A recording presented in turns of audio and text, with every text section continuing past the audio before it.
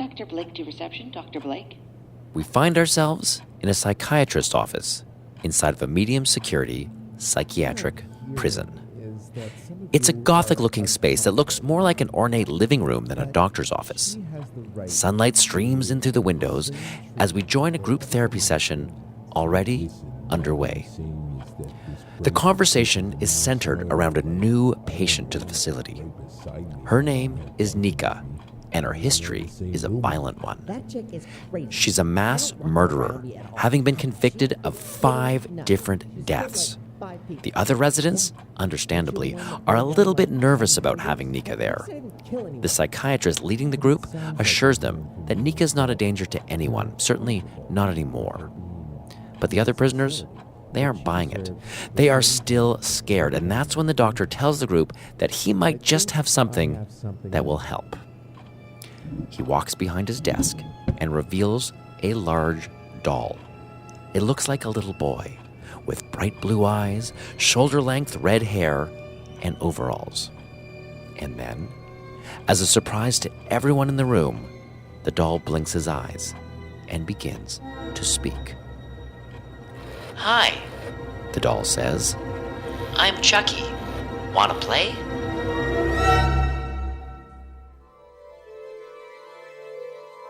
yes, it's that Chucky, the creepy talking doll star of the Child's Play movies. And that was a scene from the most recent installment of the franchise called Cult of Chucky, which, for those keeping score, is number 7 in the series. And at the risk of giving away spoilers, I think it's probably pretty safe to ruin what is probably the least surprising part of the movie for you right now, which is that when this particular talking doll is around, there's a pretty good chance that someone is going to die, or, as with the case of Cult of Chucky, many people will die. And no, Chucky didn't get hacked. He's more possessed, I think. And for the record, this was actually the first Chucky movie I've ever watched, so I'm a little fuzzy on his origin story. But to me, Chucky has always been the most famous example of a smart toy gone bad. And it's not just in the movies where bad stuff like this happens. Well, maybe not toys on a killing spree bad, but bad nonetheless. For example, last February, a German government agency instructed parents to destroy any My Friend Kayla talking dolls they might have in their homes. Their concerns were that Kayla could not only listen to their children's conversations, but could also speak back to them as well, all of which could be hacked. The company that produces Kayla said not to worry, though. The examples of hacking that the concerns were based on were isolated ones and were carried out by specialists. Personally, I'm still worried. And then there was a story about the smart toys called Cloud Pets. These totally adorable stuffies were designed to allow parents and kids to exchange cutesy messages through their Cloud Pet. Problem is, though, that apparently the Cloud Pets may have also been storing personal account information as well as the voice recordings online on what has been reported to be some sort of insecure database. And according to the website Motherboard, 2 million of these personal Cloud Pet recordings were leaked. Great. But the craziest thing to me is that you can still buy a My Friend Kayla doll, as well as a Cloud Pets animal. Pretty easily, in fact, which got me to wondering that given all the bad press around these types of toys, have their vulnerabilities been made secure, or are they still, in fact, hackable? We're about to find out. Welcome to Hackable, an original podcast from McAfee. This computer is on the job around the clock in case of attack. Their principal target is you. The design is complete, but will it work? Shake hands with danger. My name is Jeff Siskin, and I'm here with Bruce Snell, cybersecurity expert. And Bruce, in just a few moments, a hacker is going to show me just how hackable 2 different smart dolls are. But before I get into that, I have an even more important question for you. Have you ever seen a Chucky movie? Oh, my goodness. Child's Play? Yeah, those are frightening. They're frightening. And I actually, before doing this episode, I hadn't seen any of them. I watched my first Chucky movie on an airplane, researching for this episode, the most recent one, Cult of Chucky.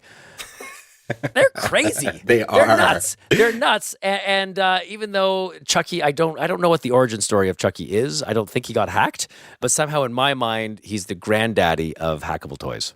Well, you know, I would honestly say I would say that the Teddy Ruxpin was probably the granddaddy the of Teddy hackable Ruxpin, toys. the 1980s possibly. Yeah. There. Did you put a cassette tape into You the put back? a cassette tape in the back, and for our younger listeners, those are things that predate CDs, and CDs are things that predate, MP3s. But yeah, you would put a cassette tape, and it would, mouth along. So of course, my friends and I would have Teddy Ruxpin saying terrible things, and Fantastic. which I think technically would qualify as a hack. So today we're looking at a couple of dolls. The My Friend Kayla doll, which is a doll that can talk to kids in some way. Right. The other one we're doing are Cloud Pets, which are these adorable plush toys. The one we bought off Amazon, it's a bunny rabbit. He's very, very cute. We're curious to see whether, in fact, are these in fact hackable? Are they still hackable? If the fact you can buy them on Amazon, is that still a problem? I just want to get the bigger picture, though, because even though we're looking at these two dolls, it's a much bigger issue than that, isn't it? It is. It's a much bigger issue, right? I mean, we're focusing on these two dolls, but we saw a couple of smart dolls come out maybe, I want to say 3 years ago, that very quickly people found had the same issues, right? Where it was, they were recording conversations from the kid and storing them on a cloud server, and a server that was realistically fairly insecure. And people were able to hack those fairly easily. I want to play something for you, Bruce. All right. So another thing we researched as we were getting ready for this is we looked back, and I know you were hacking Teddy Ruxpin back in 1922 when you were a child. Well, I tell you, snow was up to here. But we went back to what I consider, and this is very unscientific, but I consider the mother of talking doll hacks. And our story producer, Pedro Mendez, tracked down a guy, Mike Bonanno, who rose to fame as part of the counterculture group, the Yes Men. But before he was in the Yes Men, back in 1993, he was part of another group called the Barbie Liberation Organization. No, I remember that. Pedro Mendez spoke with Mike Bonanno, and I'm going to play that for you now. My name is Mike Bonanno. I am with a group called the Yes Men, and we infiltrate official events as people in power. And then we create comedy once we're inside, comedy that reveals something about the nature of those power relationships. Basically, we're a bit like if you crossed Michael Moore and Borat. And now this is something that you've been doing for quite some time. And of course, I'm talking about almost 25 years ago and the Barbie Liberation Organization. Can you tell me exactly what did you guys do to the Barbie and G.I. Joe dolls? So it was pretty simple. It was just cutting them apart and then taking out the electronics and hacking them up a bit so they could fit in the other doll and swapping them. So it was just switching the voice boxes. But after that, it was also very carefully putting them back in their packaging and putting them back on store shelves to be purchased again. How many do you think you guys actually were able to do? In reality, it was probably only 70, and I was actually the only person who was really doing the surgery. The first one probably took me all day to figure out how to do it because it involved making several incisions. Cracking the dolls apart was harder than one would think because the seams, once they're glued, are stronger than the plastic itself. And so it took me a while to figure out how to open them in a way that wasn't very invasive. Once you had this done, what did you think would happen once the toys were back on the store shelves? Well, the idea was that people would buy them, take them home, and then call the numbers that I'd added to the packaging on the inside. So I altered the instructions so that it included information on local media, so they could people would basically call their local media to complain automatically because that's the first number they would find. And so the idea was to create this kind of media spectacle where people would be talking about these gender stereotypes. And it did work. Why do you think it worked? Why do you think it became viral? When you saw G.I. Joe say, "I love to shop with you," there's something that's so clearly revealed in that. And so it's so easy and clear, and it's just like a simple binary switch that reveals what's wrong with the toy in the first place. You see Barbie saying "dead men tell no lies" and making gun noises, and you just think, okay, this is absurd that we're giving these things to our kids, and no matter what form they're in, you know? Once it got into the mainstream and everybody became aware of it, not just parents and media, but the toy companies, did you guys get caught? Did you get into trouble? Never got in trouble. Never. I mean, the toy companies released statements, but I never even got a cease and desist letter for that project. In the 25 years since then, have things actually gotten any better? Or do you think today's toys need a liberation? I mean, at the level of culture, I think things are continuing to make progressive shifts. I think this is the way it works with a lot of activism, especially symbolic actions. Every project is a failure. Every single one fails. But ultimately, they contribute to movements that win. I really appreciate it. And I appreciate your time. Thank you. Oh, you're welcome. That was Pedro Mendez speaking with Mike Bonanno, who was involved in the Barbie Liberation Organization. Well, now Dola Farhi, a hacker for the side of good, is coming over to my house with a My Friend Kayla doll, as well as a cute Cloud Pets bunny that we've bought for him and challenged him to hack, to show me if, in fact, after all of the publicity that toys like this have got, whether, in fact, they're still hackable. And while we're doing this, my kids may actually be around, so I may just traumatize them in the process. We shall see. All right, Bruce, I'll let you know how it goes. All right, good luck. So, Dolev Farhi, it's nighttime. You've come to my home with two dolls. What can you tell me about them? So we have two dolls. One is called Kayla, which is just a girly kind of doll. For kids, obviously. And we should just describe Kayla. She's long blonde hair, a fashionable jean jacket, some kind of white t-shirt, sneakers, pink sneakers, and I guess she also comes with a nice little mirror and a brush. She comes with a mirror and a brush. Okay. To be honest, just like anything else in the world, things are designed for good, but can also be turned for bad things. Okay. She's basically a Bluetooth device wrapped in a doll. Show me what Kayla can actually do. What does Kayla do out of the box? So out of the box, you put in her 3 AA batteries and you download a simple app and you basically pair your device over Bluetooth. You pair your mobile and Kayla, just like you do when you get into your car, basically. Okay, or just if you got a Bluetooth speaker, it's the same. Exactly. Same deal. Okay. Exactly. You just pair 2 devices over Bluetooth.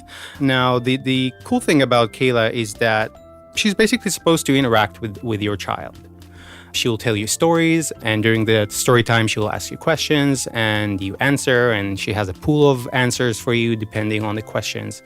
Okay, I'm very curious now. Hello.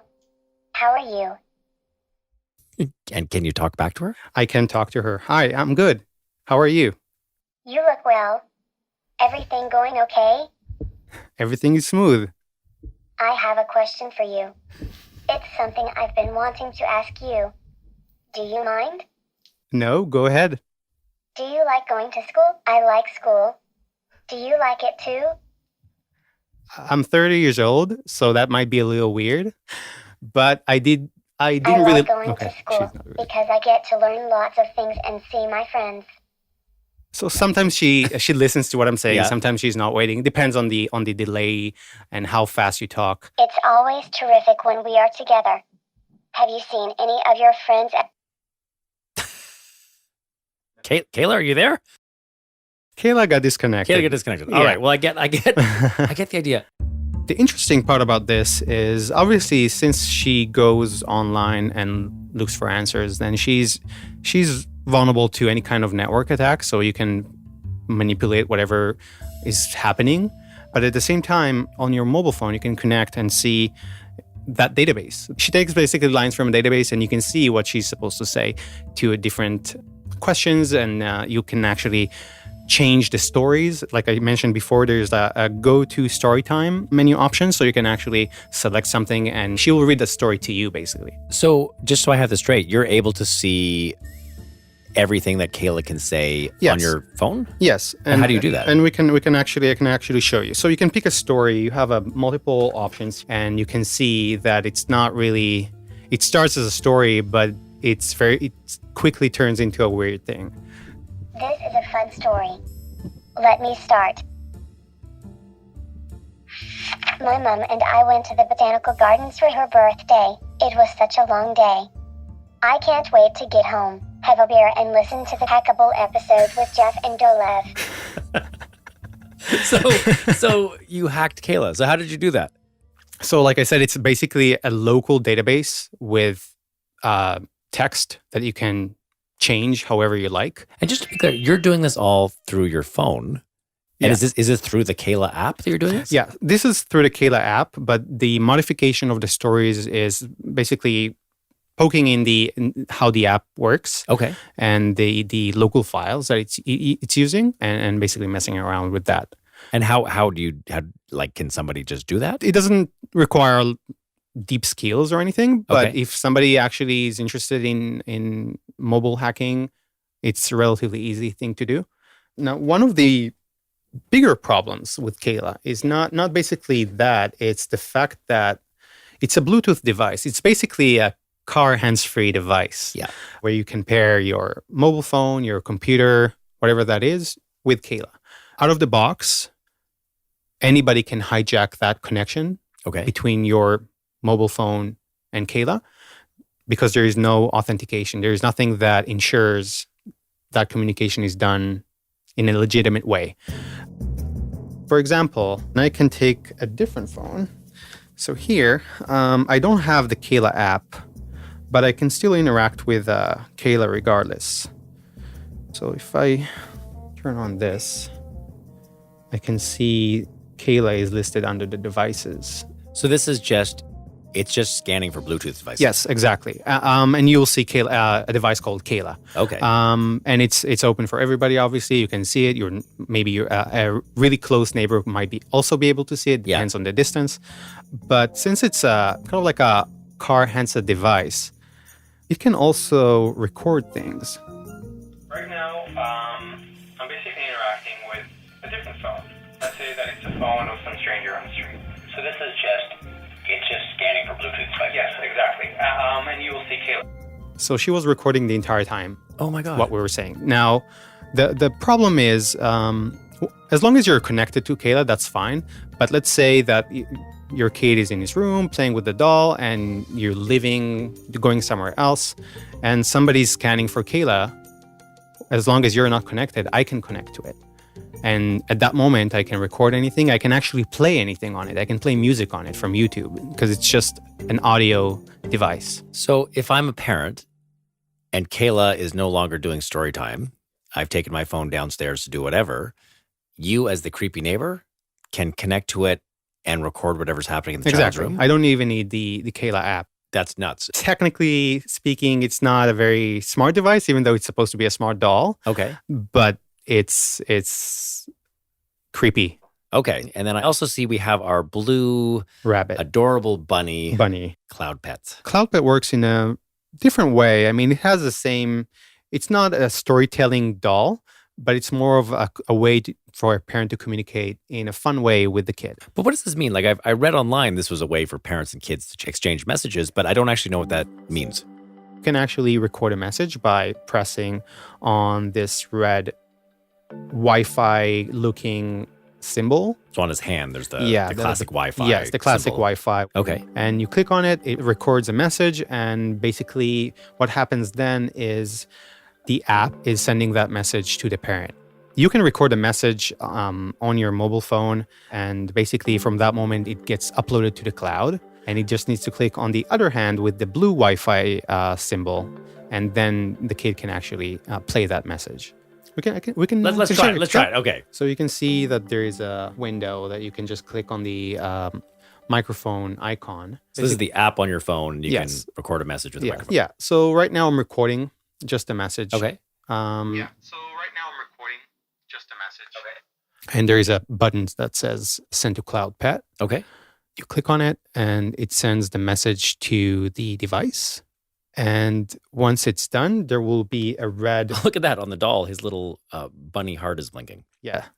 There is a little heart there, and it's blinking. So that way the kid knows that there is a message waiting for him. Okay. And then how do we? Then we just click on, you press on the paw. Yeah. So right now I'm recording just a message. Okay. So one of the problems with this is that you don't really need the app to interact with the doll, similar to Kayla. It's basically a Bluetooth device. Again, it's a microphone and a speaker. To prove that, we can just do pretty much the same like with Kayla, where I just use it as a... Do pretty much the same like with Kayla, where I just use it. So you've basically bugged the room. Again, this is scary for a lot of reasons. And at the same time, I think parents don't really realize that recordings are actually uploaded to the internet. Okay. I think they're more focused on it's magical, it's amazing. Yeah. I just record messages and my kid can press on the bunny and they hear my message. Okay, so I have a sneaking suspicion that those messages that go to the internet can be compromised. Am I right? So one of the problems with the way CloudPat is configured, or at least their servers are configured in a way that there is no problem getting voice records. Okay. When you record a message and it gets uploaded, I can actually send you a link and you can download that file, the recording, yourself without needing any kind of user or password or anything like that. So what I'm watching you do on your laptop, and please let me know if I've got this right or not, it looks like you've been able to intercept a message as it travels from the CloudPet up to the cloud itself. And from the information you've now gathered, you can generate a insecure link that could let anybody in the world download that same recorded message without ever having to know the CloudPet account's username or password. And at the same time, you can also actually, on the fly, change that audio file that the parent recorded with something else. Okay. And the end result would be the kid playing something that the parent did not record. The reason why this thing is so severe is, let's say I'm a malicious user and I don't have any kids at all, but I can see how the program works, and I can actually retrieve other kids' messages or their parents' recordings. So I don't think I actually want to do this, but I want to know whether it's possible. Now that you've been able to create a URL that has a link to that message, would you, in theory, be able to use that same information of how that link was created to find a stranger's message?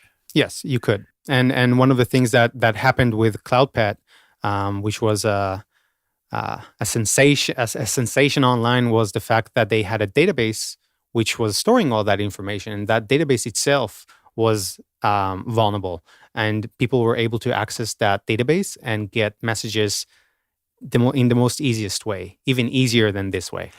But having said that, and having gotten all the negative publicity, it's still vulnerable. Yes, it is. Wow, that's amazing. Well, it's amazingly horrible. It actually is. Okay, so I would like to do something amazingly horrible, and I have 2 kids downstairs, and I would feel remiss if we didn't take this opportunity to have these smart toys in my house to play some sort of practical joke on them. Will you help me out? Sure. Let's Okay, do it. Let's do it. Hello, Moses. Hi. Hi, Charlie. Hi. How are you doing? Good. Yeah? Hashtag awesomely awesome / awesome equals awesome, awesome, awesome. I want to introduce you to somebody. Okay. Okay, I want you to meet my friend Kayla. Sure. What is that? It's a doll. That just looks kind of creepy. Do you want to hear Kayla tell you a story? Sure. Kayla, tell Moses and Charlie a story. This story is so interesting. Let me start, okay? My mom and I went to the botanical gardens for her birthday. At the gardens, we saw Charlie and Moses. They were both little stinkers, and they definitely need a bath. What? How did you do that? Kayla knows the truth. We don't need a bath at all. It's you who really needs a bath. Do you want to say goodnight to Kayla? Good night, Kayla. Moses? Good night, Kayla. Okay. Good night, Kayla. I'm back with Bruce Snell, cybersecurity expert. Bruce, Dolev just, he hacked the heck out of those toys. Super quick. And just here's the behind the scenes thing. We were only going to originally do one toy. And we ordered him the My Friend Kayla doll, and it took him about 5 minutes to figure out how to hack it. And I think he wrote me, he was like, this is not going to be that, we need more. And so but I got him more. It is amazing, these people just with an endless thirst for destruction. Well, I mean, it's funny. It's the quickness at which they could be hacked is definitely something that I think people should be more aware of. That it wasn't like some, intense research project to hack these things. It took a few minutes. Well, yeah, and I get the feeling that like the instructions to hack these things are also readily available online. Oh, of not course. even not the dark web, just you can Google them. Yeah, they are there. I'm going to do that right now. Let's see. You're going to Google how to hack a cloud pet? What was that? Cloud pets hack? Yeah. Let's see. There it is. Second page. Second page results. Second page results. So it takes a minimal amount of effort. Yeah, I had to really page. look. You had to really look and scroll. click. You had to click next. It's a whole thing. Well, one of the really interesting things as we were preparing this is I was interested in the fact that these dolls have been broadcast as being potentially vulnerable, but yet they're still available on Amazon. Every year, McAfee focuses on hackable gifts for the holiday season. And in a blog post about this year's list, Gary Davis, who is McAfee's chief consumer security evangelist, quoted a stat that kind of surprised me. He said 20% of consumers would still buy a connected device even if they knew that device had known security vulnerabilities. I was curious as to why. So I asked Gary about that, and this is what he had to say. I have no idea. This is one of those things where when people get that PC, they understand what they need to do to keep it safe. When it comes to connected things, they just don't have that same security mindset. I look at my own home, and I counted just recently, I have 15 things. That's everything from connected Christmas lights to stereos to home entertainment, you name it. About everything I have in my home is connected now. But when I buy these things, I implement them in such a way that's going to minimize the likelihood of me being a victim. One takeaway is stay informed. I do wish and I do hope that at some point, people take this serious, and instead of just buying things and throwing them in their homes and allowing them to be part of some coordinated attack, that they actually do something about it. As part of the buying process, just don't look at, is this the best device for my home or for my child or for whatever. As part of that buying process, is it the most secure device? Is it a device that's going to protect my privacy and my security? And just have that be part of your thinking. If you do that, it's going to go a long ways towards minimizing the likelihood of you or your device being a victim. So that was Gary Davis, McAfee's chief consumer security evangelist. I know I always turned out to be the Luddite on the end of the show when I tell you, Bruce, I'm not going to buy them. I'm really not going to buy one of these. But if for some reason I decide to bring one of these beasts into my home, what do I do so I don't get hacked? Or is the answer just to not bring one of these toys into my house? Well, with these, it really is just don't bring them in your house. Okay. You've got insecure Bluetooth with Kayla, right? And then with the cloud pets, I mean, you've got, an insecure connection to a web environment that can easily be hacked and can easily be subverted. And this is not by any means the biggest offenders at all, right? I mean, there's other toys out there that have just as many issues, and there's really no way to fix it, because you think about toys and you think, especially the new hot toys that come out, a lot of these aren't intended to be around for a long time, right? So you think about, maybe there's a hack for your smart TV that comes out. Well, you'll have your TV for a while, and so your TV manufacturer is more inclined to provide an update and to fix that hack. But, think about, a cloud pet or something like that that's going to be around for 6 months, maybe a year. The vendor's not at all inclined to push out any sort of updates to fix those issues. Oh, interesting. Basically, if you have one of these things, is what we're saying is buyer beware. Yeah, no, absolutely. Thanks so much, Bruce. All right, take care.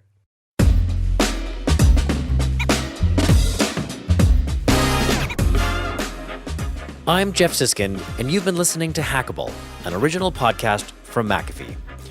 If you're a fan of the show so far, I have some good news and some bad news for you. The bad news is that this is our very last episode of the season. But the good news is that we'll be back in the new year with a whole slew of new episodes for you. And we're pretty excited about what we have cooking. We're upping our game a bit, and we have some pretty crazily ambitious hacks. And we hope you'll stick around to hear them. And the best way to stay in the loop on when the new episodes get released is to subscribe to us in Apple Podcasts or wherever you get your podcasts from. And as we're putting together the new season, if you have any feedback for us on what you've heard so far, we'd love to hear from you.